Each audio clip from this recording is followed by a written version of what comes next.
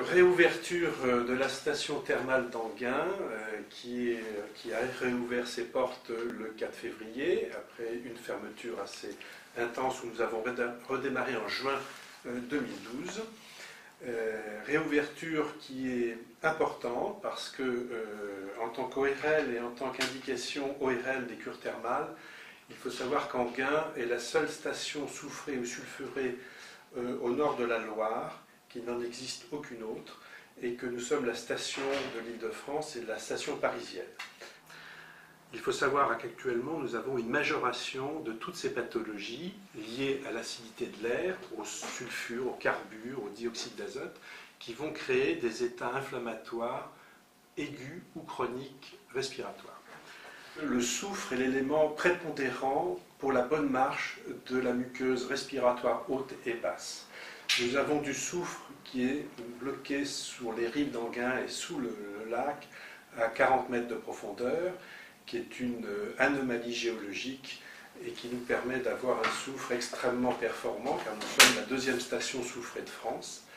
À partir de là, nous avons ouvert les indications ORL, qui sont les grandes indications du soufre, à savoir toutes les pathologies chroniques et les pathologies aiguës, mais surtout les pathologies chroniques respiratoires, rhinite, sinusite, polypose respiratoire, inflammation de l'oreille moyenne et tout ce qui est la pathologie pharyngo-laryngée, toux, amygdalite, pharyngite, laryngite, troubles de la voix.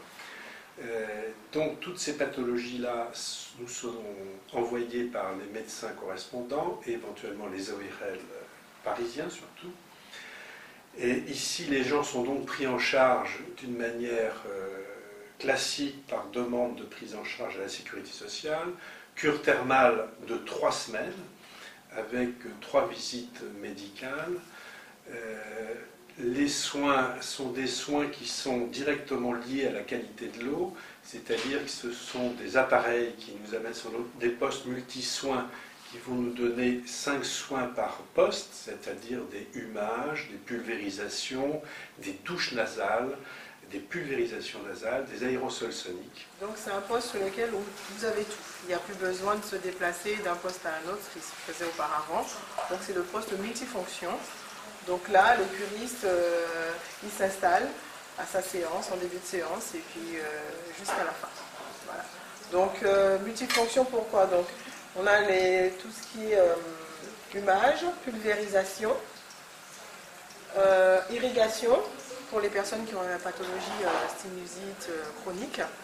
Et là, vous avez l'aérosol qui permet d'assécher les voies respiratoires et efficace également pour toutes les personnes qui ont des soucis au niveau des pathologies au niveau des oreilles. Donc, otite séreuse, acouphènes, etc. Également pour tout ce qui est problème pulmonaire, des bronches, et surtout en direction des alvéoles pulmonaires. Et donc tous ces soins vont permettre de faire pénétrer ces microparticules au niveau de la muqueuse et de renforcer